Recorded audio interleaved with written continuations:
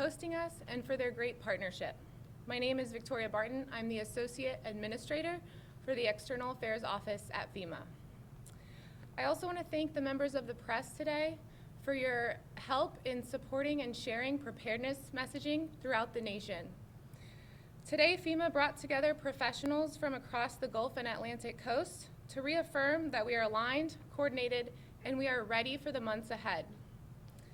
We were joined by state emergency management leaders from Delaware, Maryland, South Carolina, North Carolina, Georgia, Florida, Mississippi, Louisiana, New York, Alabama, Texas, and others. Today's discussions demonstrated that we are moving into this hurricane season in lockstep with our partners. We're sharing information, we're aligning plans, we're strengthening the relationships that help us deliver for survivors when it matters most. In a few moments, you'll hear directly from several of the leaders who participated in today's summit. And following today's remarks, we will open the floor for questions from the media. With that, it is my honor to introduce our first speaker, Bob Fenton, the FEMA senior official performing the duties of administrator. Thank you. Well, thank you, Victoria, and thank you to our state, local, tribal, territorial, and federal partners that have joined us here today. As we enter the 2026 hurricane season, I want to begin with a single message. FEMA is ready. Readiness is not something that we build when a storm appears on a forecast, but something we do every day. It's part of our DNA. But readiness is not just FEMA alone. It includes our partners up here that you see today with me. The emergency managers, the first responders, the public safety officials, and community leaders that were with us today. We had the mayor of New Orleans with us today and many others. It includes mutual aid networks that strengthen our nation's emergency management system, including the Emergency Management Assistance Compact, or EMAC, which allows states to share resources and enterprise when additional support is needed.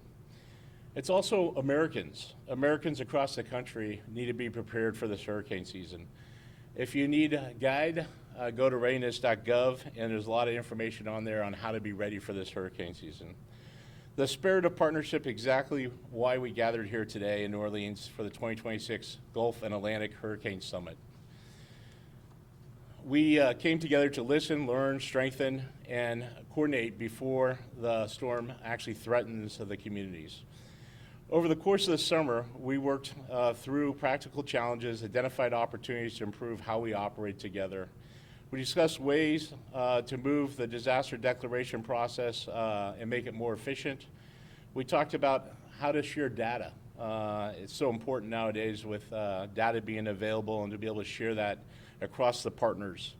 We talked about how to improve our situational awareness and how to enhance communications on specific programs and resources to help survivors after disasters.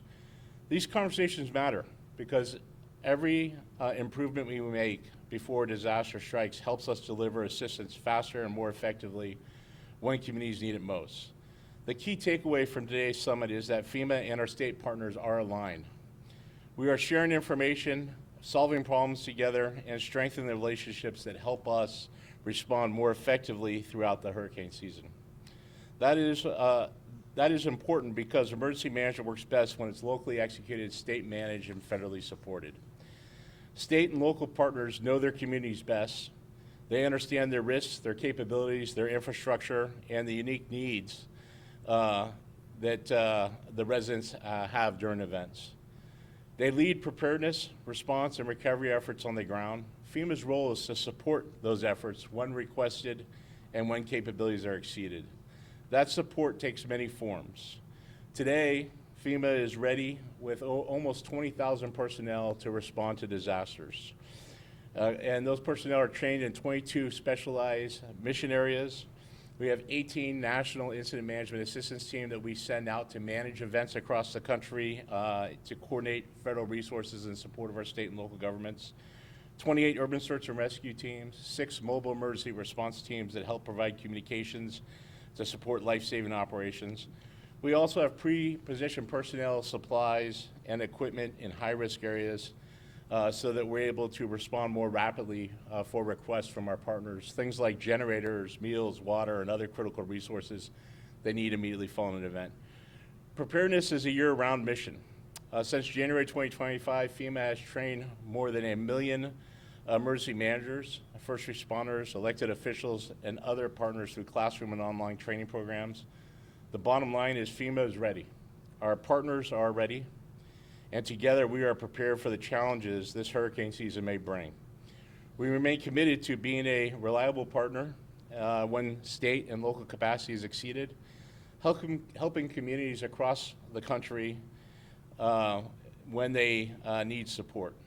I want to thank you for being here today. It is my pleasure next to bring on Brigadier General Jason Mahfouz, Director of the Governor's Office of Homeland Security and Emergency Preparedness from GOSEP. General? Thank you. Administrator Fenton, on behalf of Governor Landry and the citizens of Louisiana, I want to thank you and the entire FEMA team for bringing us together today. The federal partnerships are our critical lifeline in our communities when storms roll in. I'm proud to stand alongside my fellow emergency managers from our Atlantic and Gulf states as we face a critical but daunting task.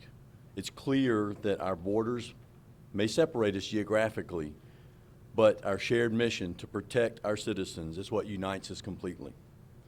As we stand at the doorway of the 2026 hurricane season, Louisiana's posture is one of proactive readiness.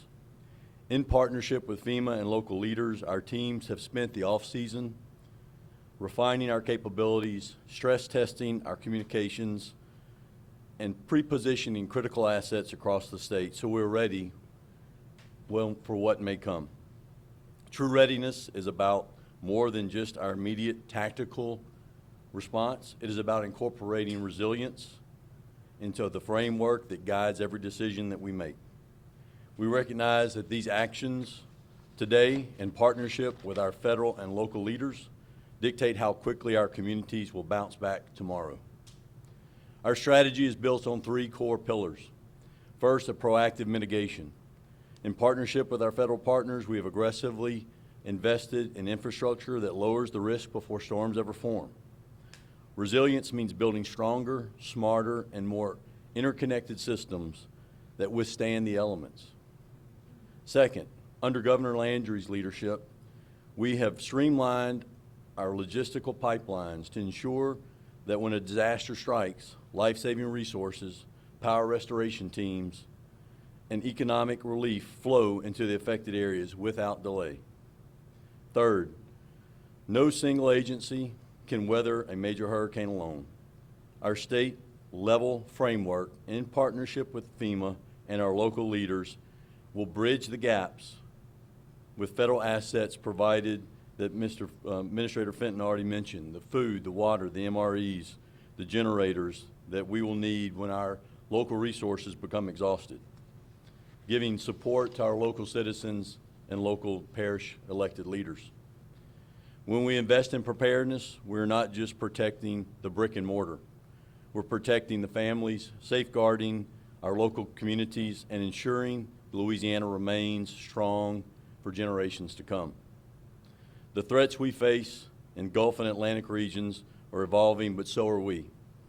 In partnership with FEMA, by aligning our local readiness and forward-looking state vision, a robust federal backing that has been committed and is ready, we will face the challenges ahead, and we stand ready to act. In the spirit of collaboration behind this podium, illustrated by the men and women, is what pulls us through whatever the season may bring. I'd now like to invite Kevin Guthrie, the Executive Director of the Florida Division of Emergency Management, to the podium for his remarks. Thank you, Kevin. Thank you, General. Thank you to FEMA for the opportunity to join you following before the 2026 hurricane season gets fully underway and to participate in the 2026 Hurricane Season Summit in New Orleans. As mentioned, I'm Kevin Guthrie. I'm the Executive Director of the Florida Division of Emergency Management. I want to thank Governor Ron DeSantis for his leadership going into this hurricane season, as Florida has never been more prepared than we are right now. I also want to take the opportunity to thank President Trump for allowing me to serve on the FEMA Review Council. It was an honor to serve him and more so our country. I finally want to thank FEMA again, Bob, for hosting this summit. My single takeaway, FEMA is ready.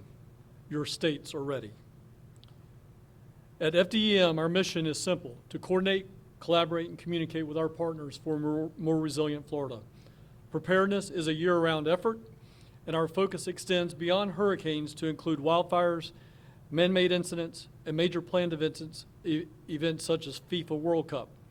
No matter the threat, Florida remains prepared, proactive, and resilient. That success is made possible through strong partnerships at the federal, state, local, tribal, nonprofit, and private sector levels.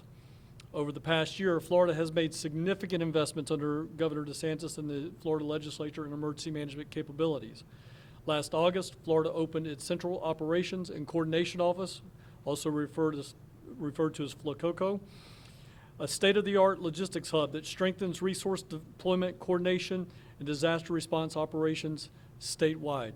Our 425,000 square foot warehouse houses over 3 million meals, 3 million gallons of water, 100,000 tarps, 100,000 flood buckets, 7 miles of flood control devices, and much, much more.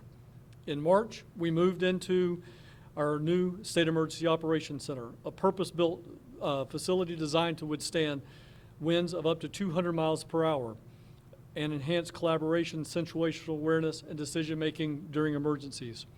Shortly after opening the facility, we conducted Operation Florida Ready, a statewide exercise that brought together emergency managers from every level of government: federal, state, tribal, local, nonprofit, private sector, to validate our plans, strengthen preparedness ahead of hurricane season. At the same time, we continue working closely with our partners to prepare for the 2026 FIFA World Cup through coordinated planning and exercise activities focused on a wide range of potential threats and hazards that may impact us. As we enter into the 2026 Atlantic hurricane season, Florida stands ready because of the dedication and partnership of emergency management professionals across this country. I want to sincerely thank our partners for their continued commitment to protecting our communities. Together, we're stronger. We are building a safer and more resilient Florida and a safer and more resilient United States. Now, I'd like to invite Lisa Castaldo, Executive Operations Officer for Alabama Emergency Management, to the podium. Hi, good afternoon. First, on behalf of Governor Ivey and Director Smitherman and the state of Alabama, I want to thank our FEMA partners and the state of Louisiana and the city of New Orleans today for hosting this unique opportunity to come together. We discussed our collective preparedness for the upcoming hurricane season, shared best practices, and strengthened relationships. As a coastal state, with my neighbors here with me, several of them, through this type of event we had today, we could take away invaluable lessons that will continue to help us better serve our citizens in their time of need. Emergency management is a collective and is built on all levels of government working together, and we value these relationships as we prepare for, respond to, and recover from hurricanes and all types of events. Alabama is a smaller state with less coastline, but we still always face the threat of hurricanes. And so our preparedness is taken every year. We do our preparedness activities, and this year we're as prepared as we've ever been for anything that might come our way. We're strong, resilient, have a strong, resilient history, but we don't achieve that alone. It's through partnerships and relationships that we continue to strengthen our capabilities. Now I would like to invite Derek Hessen, Director of the New Orleans Office of Homeland Security and Emergency Preparedness, to the podium. Good afternoon. Thank you for the opportunity to come and speak. One of the greatest strengths of emergency management is the partnership between local, state, and federal agencies. FEMA is not simply an organization that arrives after a disaster. It is a year-round partner in preparedness, response, recovery, and mitigation. The relationship between the City of New Orleans and FEMA is strengthened through coordination, communication, and collaboration.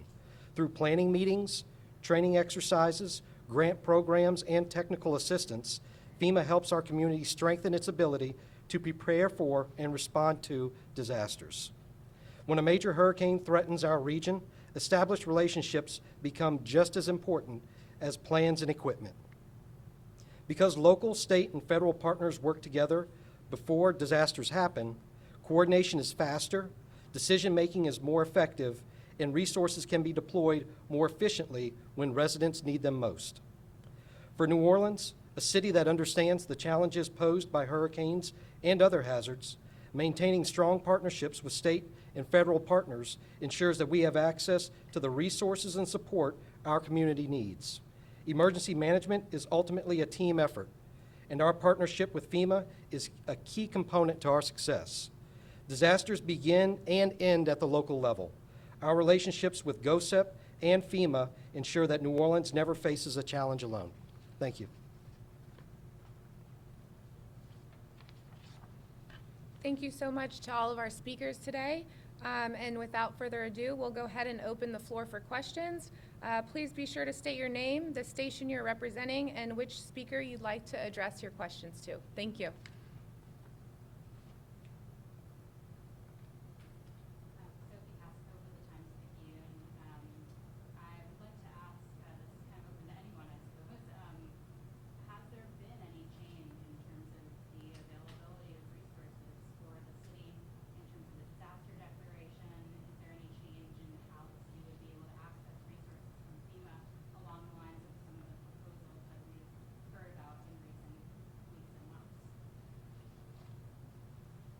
Yeah, there's really been no change in our authorities or how cities access resources. Those systems are still in place. Underneath the leadership of President Trump and Secretary Mullen, what we're focusing on is how to become more agile and more efficient and more effective on how we deliver those resources, leveraging things like technology to help us move things quicker, to understand what those needs are. We talked today about sharing data and how to share situational awareness and have a common operating picture when events happen. But our authorities are still our existing authorities. The FEMA Council report and those comments just ended yesterday, and from that, we will then look forward at what are the changes we need to make based on that, the comments that came in, and where this administration wants to go.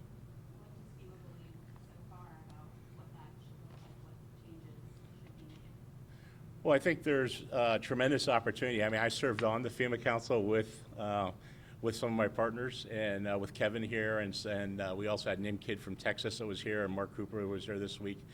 And I think that there's a lot of things we can do more efficient to how we provide individual assistance to individuals. I think many people think that our program is overly complex right now and it has 15 different components to it.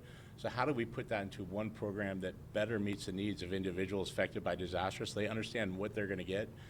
I would say the most important message is that our assistance is really focused on providing temporary safe housing and ability to make minimal repairs to your house to make it safe and habitable.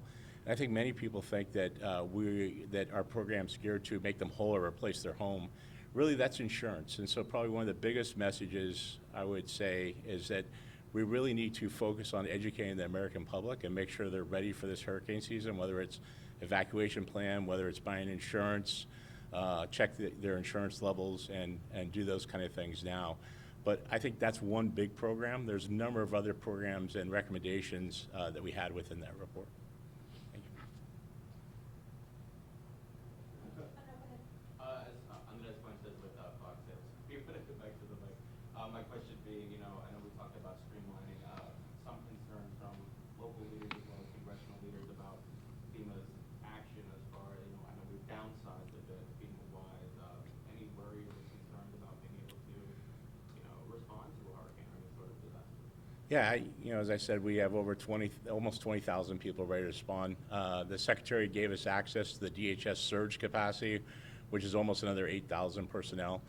But I think it's important, I'm going to reemphasize this and say this repeatedly.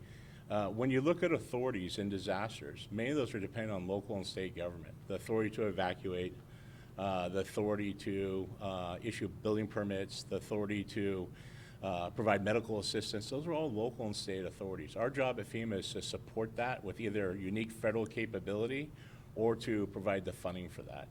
And that capability is there. We're able to do that and provide that assistance immediately. Those are some of the discussions we had today as far as what assistance and what are the gaps in certain states, who may need what type of assistance, to better make sure that we're aligned and ready to meet those needs. So we are not in a situation where we don't have sufficient resources, teams. You know, we had 28 urban search rescue teams last year. We have 28 this year. We had 18 national and regional IMATs last year. We have 18 this year. So we're ready to respond. And as far as, because I know we've been going through a lot of changes as far as administrators with FEMA, what would you say to that? And looks like we might be getting another one sometime soon. Yeah, so I'm excited because this is my third time being an acting administrator of FEMA. I've done it in multiple administrations. I've been in FEMA for 30 years, and so I'm well positioned to lead this agency and get us ready for hurricane season. In saying that, I think we have a phenomenal candidate nominated by the President, going through Senate confirmation in Cam Hamilton right now. I'm excited about it. I've known him even before this administration, and as he came on early in this administration and now officially nominated for the position. He's going through that confirmation process and look forward for him to join the team. Not only does he have decades of experience in emergency management, whether it's his past military career or working at Homeland Security before, but he really is really appreciative of our mission and our workforce. And I think that's really important at this point, and is really going to be a great partner to our state and local government. So I'm looking forward for him to go through that confirmation process, get it on. I'm a bridge till he comes here. We're very much aligned, and we talk every day. And I think we have a great plan to be successful and eventually hand off to him as he comes into the position. And then some for our local guys goes up in the world is, I know some changes for you guys as well. Governor Landry kind of streamlining things, and Elena Moreno just electing you. What does that look like for you guys as far as, is this a hurricane season with a lot of changes for GO7 and Homeland Security, or can you comment on that? No, I appreciate the question. No, sir. Our mission is unchanged. We have, just like the federal administration, our state leaders, particularly Governor Landry, who's focused on the efficiencies and the speed at which we deliver things to get them to the point of need in the most expeditious way possible. So the merging of the agency with Louisiana National Guard was his initiative to streamline and make more efficient the response apparatus that we already have in place. But there should be, and we've illustrated this through tabletop exercises and stress testing our systems, there will be no degradation in response capability from the local or state level. And then when those resources are exhausted, that's when we rely on our partners at FEMA to step in with those federal resources to bridge those gaps. Director? Yes, thank you for the question. And just to reiterate, the relationship between the city and GOSEP is, or the other state agencies as well, is extremely strong. We speak to GOSEP probably on a daily basis, or LDH, DOTD, all of those state partners that we work with on some of these bigger missions here in the city. We meet with them, discuss things with them constantly on a daily basis. We also will work with FEMA Region 6, their IMAT. They were in town several weeks ago, and we walked through with the other state agencies what some of those larger missions could look like for the city of New Orleans and Jefferson Parish. So we're all in sync, we're all communicating, and we're ready to go. Director Clinton, I'm Stephanie Grace. I'm also the Times Speaker. Two separate questions. One is, there has been a ton of talk about changes in FEMA over the last year and a half, as you know. One of the areas there's been some talk of changing is shifting some responsibility for less catastrophic events to states as opposed to FEMA. Will we see any change this year, kind of along those lines, even, kind of a higher standard to declare a federal disaster, things like that? Yeah, so the criteria for how we arrive at decisions for declarations is not changing. However, what we do look at is we look at each state specific to the impact of that state, and we do have a number of criteria that we work with the state to do assessments with the local government to understand what the unique needs are. So not every event warrants a federal declaration. I would also say that you know, one of the things that I guess we talked about in there was how to improve our assistance to state and local governments. And while some of those changes may be like technology changes that we'll be able to accommodate as this year goes on, many of those may take changes over time, whether it's our regulations, whether it's executive orders, or whether it's actual legislation. And so we will make the changes we can to make things more efficient, more effective. But there's some limitations on those changes we can make. But they all are going to be to the betterment of being able to support our state and local partners. And so my other question is, I understand that you in your long career have spent time on the ground here after some of our somewhat frequent disasters. Yeah. And I'm wondering kind of what your takeaway has been from that experience and how it's informed this exercise and how you're looking at this season. Yeah, I think anytime we talk about hurricanes, they could cause such significant damage over such a vast area, not only over multiple states, whether it be the Gulf or the Atlantic coast, but even inland. And so having that discussion about how do things work, such as evacuations, how do things work, such as sharing information, how do things work, such as mutual aid, and quite frankly, just having very honest discussions of what are your issues or what are your concerns. And just being able to have those discussions between colleagues at the federal, state, and local level and discuss those ahead of time helps us better make decisions when those events happen. So being able to have Kevin here today and Louisiana and the general from Louisiana here today to kind of have those open and honest dialogue, I think will help us better make decisions more quickly and more effectively when hurricanes do come.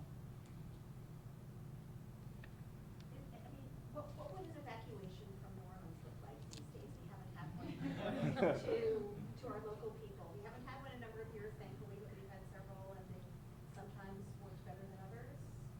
Yeah, absolutely. So there's certainly a lot of planning that goes into place, and we need an extended kind of hurricane timeline to execute some of these larger evacuations. And what we've seen, certainly with these storms that pop up in the Gulf, when it reduces that timeline, it also reduces our capabilities, right, of what we're able to do, the level of federal and even state support that we're able to do. So with these hurricanes that spin up very quickly, that might not allow enough time for contraflow. So that option would get taken off the table. If it can't be executed safely for the residents that need to evacuate, then we can't call for that type of, evacuation. Now, residents are always encouraged, if they don't feel safe, they can always evacuate voluntarily and not have to wait for the local state or federal partners to come evacuate them. And so we've got different scenarios and plans. We do our best to try to work on those condensed timelines, but that's certainly a factor in our planning.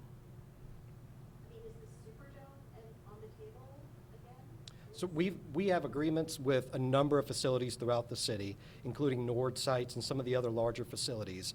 And whenever the decision's made, whether it's a evacuation and we need to use the parish pickup point or shelter of last refuge, all of those things, that information is communicated at the time, and it's really based on the incident and the facility location. So we don't like to publicize and just say, hey, it's always going to be at this facility. That facility could be inoperable because of maintenance or some other kind of repairs needed.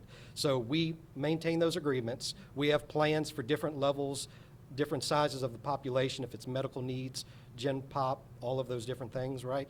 So we make that decision, and that's when we would communicate that through local media at the time when those plans are being executed. Thanks. To piggyback off of that, we've been in touch with the National Weather Service as well. Is there a concern about not having enough time or resources on that end to predict the strength or even a track of a hurricane? I was actually with Ken. Yeah, let me, I'll start, and then I'm going to hand it over to Kevin. So I was just at the National Hurricane Center on June 1st for the kickoff with the leadership there. Not only are they ready for this hurricane season, and we went through the different type of aircraft they have and the capability they have, but we also have staff down there embedded with them to help communicate, and we use models like HERVAC and other things to help state and locals make decisions. So we went through all that about a week ago and walked back through that. I don't think there's any issues from that discussion that exists that's going to impact their ability to alert, warn, or have discussions with state or local emergency managers. Kevin? I was just going to add that I was with Ken Graham on Friday at our Florida Training for Emergency Management in Orlando, Florida. He was our keynote closing session speaker. He rolled out quite a few new programs that they're going to be doing nationwide and initiatives.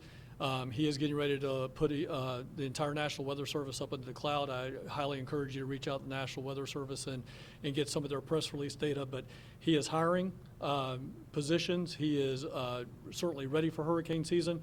I think it's a good opportunity to talk about what he and Mike Brennan have done with the warnings, watches, cones, the new experimental cone that's coming out this year. It definitely handles those issues where hurricane watches and warnings, tropical storm watches and warnings, tornado watches and warnings go further inland. So you get a much better perspective of what the tropical cyclone may be able to do. But again, again, not speaking for Ken, but he and I are good friends. And he was just with me on Friday. They are doing some amazing things at the National Weather Service, and he says that they are ready for hurricane season, and they are very excited about what the future of National Weather Service holds. Thank you all for participating today. Please visit ready.gov. Have a preparedness kit. Make sure you have your insurance. And that concludes our press conference. Thank you.